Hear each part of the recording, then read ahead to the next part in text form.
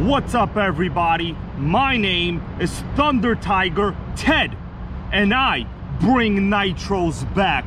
Now, there's a famous Ted, and he did not bring nitros back.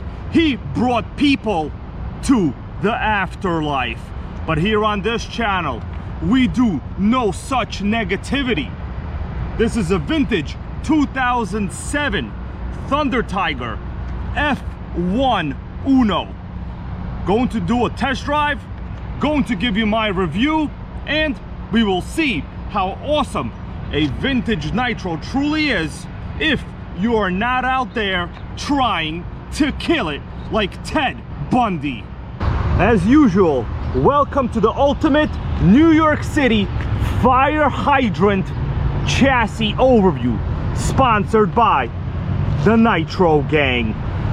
10 scale, small block, 2007 vintage nitro.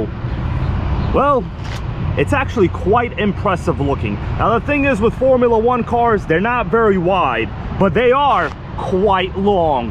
Now, I checked these tires. They are exactly the same size as a regular 10 scale touring car tire. This one has been fully restored and hopefully been made great again. The original body, I was able to obtain a wing and a couple other small bits that I needed. Now, I do have at least one very questionable repair on this chassis, and if it goes bad, I will tell you exactly what it is. But until then, we're going to give this thing the benefit of the doubt, the kind of doubt that Ted Bundy never gave his victims. But on this channel, everybody, you could feel safe. I'm not going to try to take you out, whether that's a character assassination or the real kind. Let's take the body off and I'll show you, well, under the hood, under the body, where the greatness happens.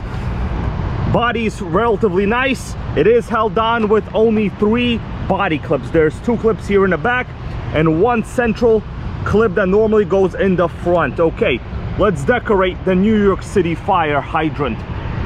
As if this color of rust was not decoration enough, I go an extra mile. All right, a look under the hood, the body, the chassis. We have a nice large radio box housing the battery and the receiver. Fuel tank is not exactly from this chassis. I was missing the original fuel tank, but if you know anything about Thunder Tiger, you would know that Team Associated basically have been using Thunder Tiger engines for a long time. Now, even though this says Thunder Tiger Pro, this in fact is basically the same engine that you would have had on a Nitro TC3. And yes, the original screws that were already drilled into the chassis, the holes fit the Team Associated fuel tank. Great success. Now, one of the biggest hurdles I had was getting a proper steering servo saver. I was able to get one from a Tamiya. There is a questionable repair here. I'm gonna let you guys take a look at it, but I will not discuss what it is unless it goes bad. And then we're gonna have to discuss what it is. Let's take a look at the most interesting thing on this chassis. The way the engine is set up. This is basically, I would say, close to being horizontal with the chassis. Just how you're enjoying this in the proper YouTube format, horizontal. No vertical, gang, here. Suspension wise, the rear is supported with a rear monoshock, and that actually works quite well, just how it would on like a Nitro Dragster. If you take a look at the chassis here, the way it's positioned, there is its own chassis engine plate called a monopod. So this monopod would flex independently from the rest of this aluminum chassis. And yes, it is very low ride height. That's why there's an insane amount of chassis scrapes. I do want to point out, great props, major props to Thunder Tiger for not anodizing it, because it's very low, and if this was anodized, it would look really bad because you would have scratches all over the place. Oh my God, are you looking at that suspension arm? I think I told you guys not to look at it unless something went wrong. Well, now you're looking at it. I can't do nothing about it. Okay, let's flip this thing, take a look at the back. The rear end is pretty interesting. We have a muffler. This is not really a tuned pipe, it's a can style muffler, but we do have dual exhaust tips. Now the problem is, yes, it gets everything in the back really dirty, but who cares? It's a vintage Nitro. We're not gonna run these things every day. Eventually they will be collectible museum pieces if my agenda is passed in the New York Senate, and that is get a Nitro museum happening. We have a single speed, very smooth drivetrain. This does have a ball differential inside the spur gear. Now engine, Laydown 0.15 pull start, and the most interesting thing is notice the glow plug relocation hardware. So this is not an electric start, although it might look like it, because normally when you have a wire going to the cooling head, well, that's some kind of electric start system. Well, this is the glow plug relocation. You put your glow driver on and it just basically ignites your glow plug right there. The reason is it's very hard to get a glow driver from this position because it is nearly horizontal with the chassis. Now if you're asking yourself, well, is there going to be some kind of issues with gravity, with fuel feeding? No, there isn't going to be any issues. Two-stroke Nitro engines that we run in modern RC cars and trucks today were initially designed for airplane use. And if you're doing a loop, or some people say the loop, don't even know what that means, you are still going to have enough fuel pressure, because fuel pressure in model cars like this is derived from adequate back pressure resulting from the tank and the two-stroke. In the front, very simple suspension. We do have very small shocks in the wheels. Now I will move it a little bit. You could see I am marginally able to move that wheel. There's a small spring. It's loaded directly in the steering mechanism itself. I would consider that to be about 2 to 3 millimeters or less of travel. Now I did read the instruction manual on this. It appears you can tighten some of the chassis flex with this setup over here. You can see there's a pretty intricate suspension system that is tied down to a carbon, well, it's not a carbon fiber, it's basically just a piece of carbon flex plate is what I will call it.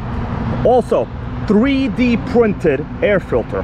Come on guys, Thunder Tiger Ted knows how to make a vintage Nitro great, and you have to employ a lot of technique, skills, and know-how in order to not destroy one of these. Well, that was your quick, simple chassis overview. And yes, this thing is actually quite light. I am easily able to hold this.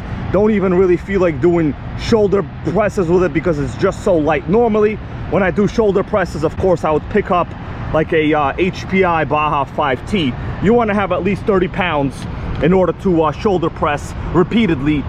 1, 2, 3, 4, 5. Well, overview done. I think it's time to fire it up. Let's do a quick electronics check. The radio's on. That is our steering. It's fine. I have it limited, so the dual rate is a little bit on the low side. I don't want it to, you know, destroy the servo saver setup. Brakes, throttle. Well, everything seems to be functional. All we need is some proper fuel. And for this, I am running some of my very best. If you want to know what that is, click the link to the fuel in the description to this video, and make sure to give your Nitro the very best as well. Let's do a prime job. Oh, actually, priming is not that easy on this because, well, you gotta plug both of those holes with your finger, and those are some super tiny holes, okay? Maybe if we had like, well, super tiny fingers, but I don't have those. So I'm gonna have to do the next best thing, and that is the Nitro blow and go.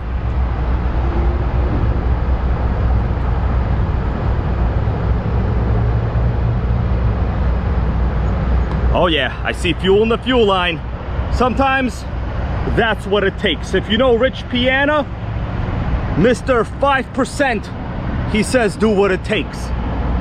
And Thunder Tiger Ted just did that. Fire in a Nitro, gang. Pull, baby. 1, 2, 3, go. There you go. That is what you call a super proper start. Idle is a little low. Let it warm up. Oh, look at that. Thing don't want to shut down even with the glow driver off. Sounds nice, quiet, smooth, and crisp. Let's let it warm up there a little bit.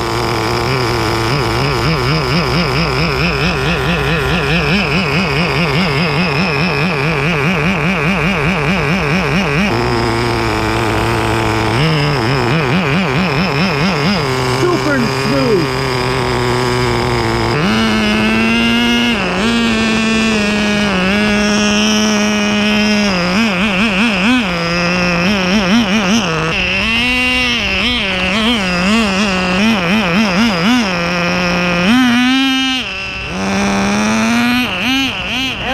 Right now the body's off. We're just doing a little bit of a car check. All right, running good. I've picked this road because the pavement is real smooth. Oh, got into the grass. I wasn't looking. And if you guessed it, yes, we got close to zero ride height. Can't even get out of this grass, guys. Can't do it.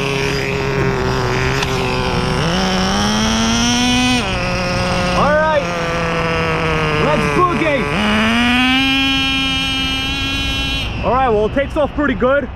I would say it needs a pipe. Oh, it's super slippery. Oh my God. Yeah, it just burns out like that easy. It runs pretty good if you're not really trying to accelerate too crazy.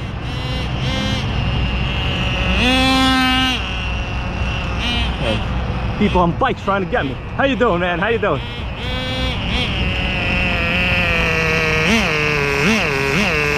Well, the engine is awesome. That's undeniable. Yeah, traction is an issue. You know what I might try? I might try like regular 10 scale foam tires. Okay, it does get up to speed, but I'm really having a hard time.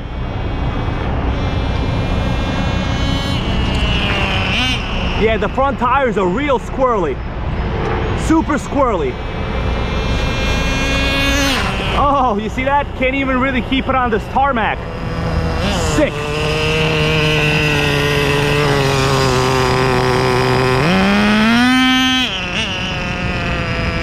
Plus my steering ratio is terrible.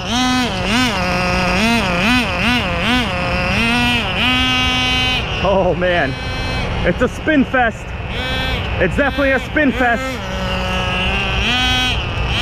Engine wise, perfect. No issues with the engine at all.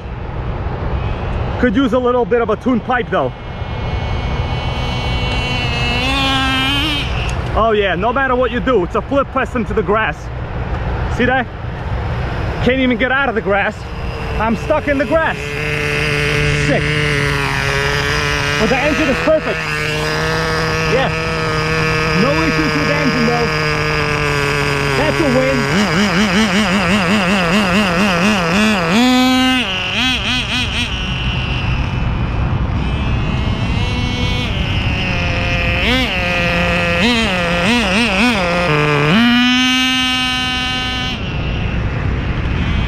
It does go pretty straight though when I accelerate when there's no debris. Yeah, but the ride height is non-existent.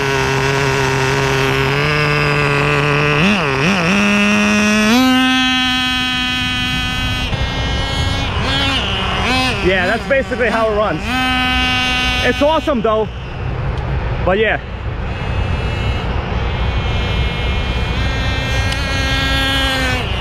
It's basically a slide fest. If you like baseball and you like sliding into first, this is for you. Oh, no matter what I do, it ends up in the grass. Sick. I'm a pretty good driver too. All right, let's do a summary and I'll show you guys the situation of what happened and what let me down. Take a look at the suspension arm. Yep, there is a lot of repairs going on here. The main issue is right here. It's called suspension arm is no longer one piece. So basically as I'm accelerating, it's getting really squirrely because cannot maintain that steering geometry. Now I did repair one side fairly successfully. right? Basically took the suspension arm apart, put in a piece of copper tube in there, twisted it. So this one seems okay, but of course, you know, you really need the geometry to be 100% perfect on each side, or else something like this where it's really low to the ground, there's not much give from the suspension. But I would say collectively, all in all, it ran, it sounded good, and in fact, it attracted quite some attention when I was running it. Of course, I edited some of those parts out, but vintage Thunder Tiger F1, nothing terrible happened. Still need to put in a little bit of work into that front suspension part, and then I think we're going to come back for a speed run test. Well guys, if you enjoyed this video, please give it a like, leave me a comment, tell me what you think, and if you really liked it, don't forget to become a channel member. We have hit 100K here. It's taken me over 10 years, and I'm proud of what I have accomplished with this channel, and that is the mission of making Nitro great again. There are no sellouts here. Every week is not another Chinese import toy brushless RC. Here, we pay homage, respect, tribute to vintage Nitros, new Nitros, and the gas hobby. Most importantly, we have fun and a good time doing what we do. Nothing is forced, nothing is pressured.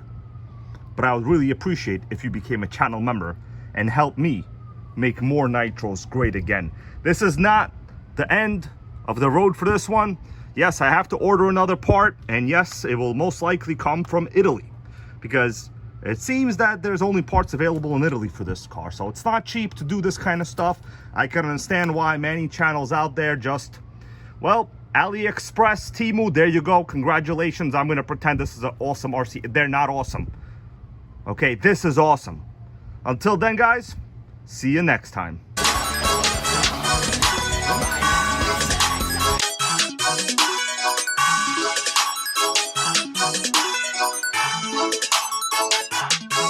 If you smell what the Nitro gang is cooking. So fine, but her breath is like, she say she wanna dance, but she don't know how to.